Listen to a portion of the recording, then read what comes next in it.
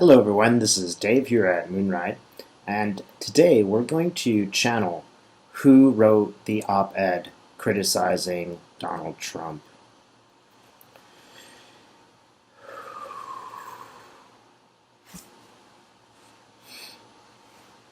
Spirit, who wrote that op-ed criticizing Donald Trump? Okay, Spirit is letting me know that he will show me.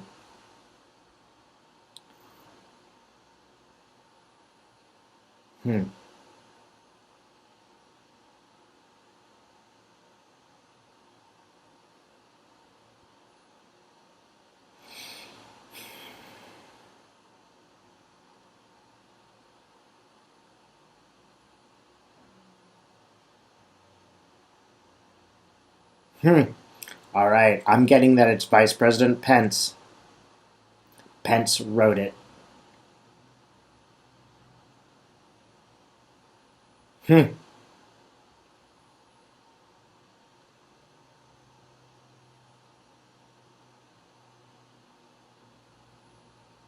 might even have written it and then passed it off to someone else to pretend like they had written it themselves.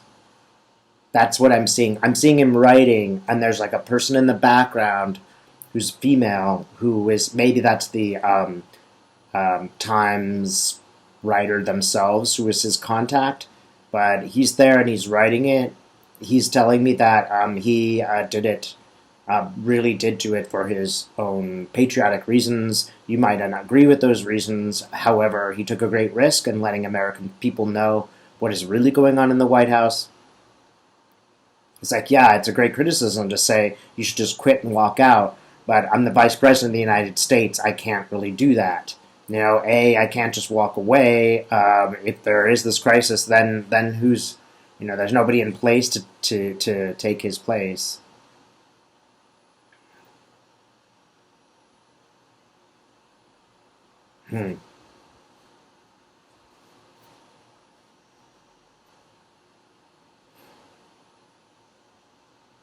There's just a moral code there that we might not agree with Pence, but there is some level of morality that is just a critical portion of his life, and something changed his mind as he watched this emerge, as he watched all this stuff happen. He became a more and more critical, and more feels like this is an emergency.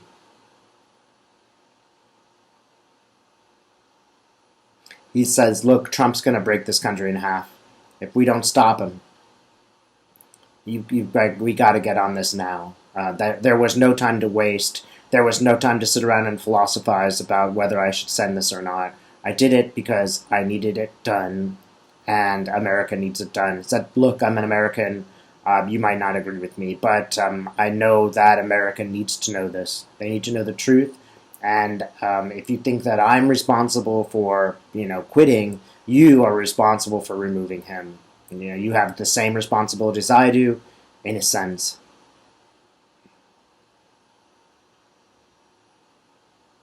And it had something to do with the way that Trump interacted with women.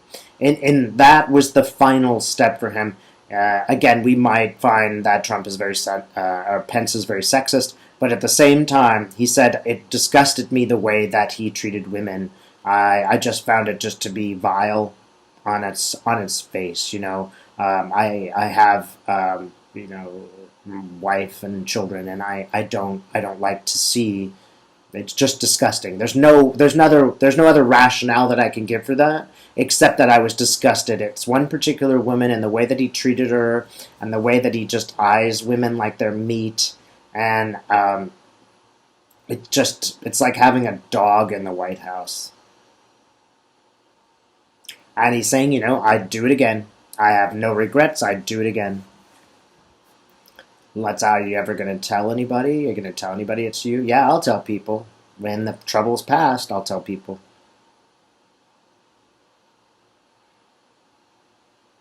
Is there anything else you can tell me about this that will make me be certain that it really is you, Mr. Pence? Alright, now he's showing me money. He's showing me money like in a packet. And he's just showing me all the money. I guess he's saying you can bet money on it. Yeah, okay. He's like, look, it's me. You can bet money on it. Put your bottom dollar on it. I am the guy who did it. And this is not even anywhere close to over. This is just a beginning.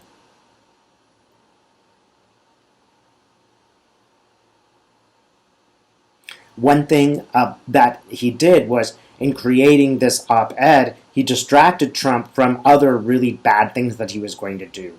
So he distracted Trump from, attacking other institutions. Now he's just focused on himself. So he's actually been somewhat contained. He's sort of eating his own.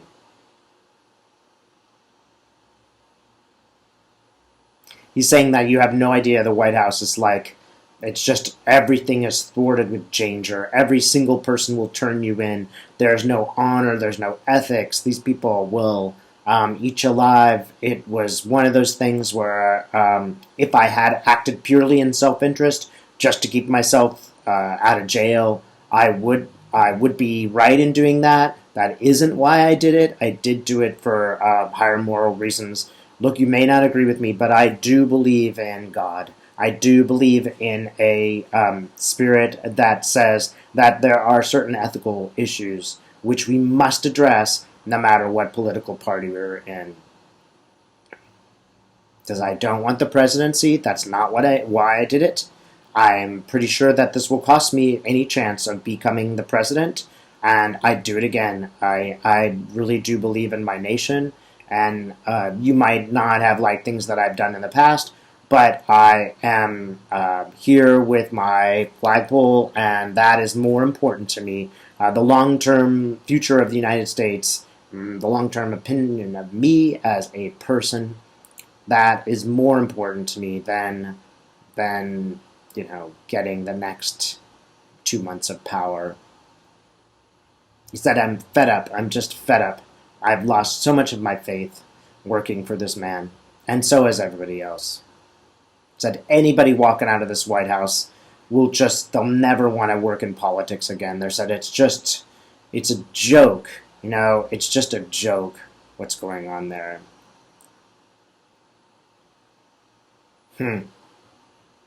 It's like, imagine like a kid rolling around with a tricycle.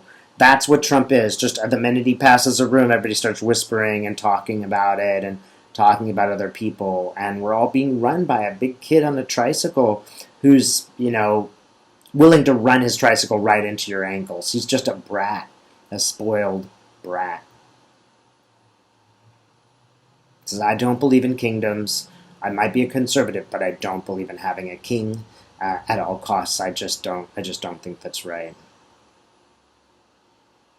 And he says he's going to write more. He's keeping notes right now on all the things that are going on in the White House because he is going to be called in for testimony, and he knows it.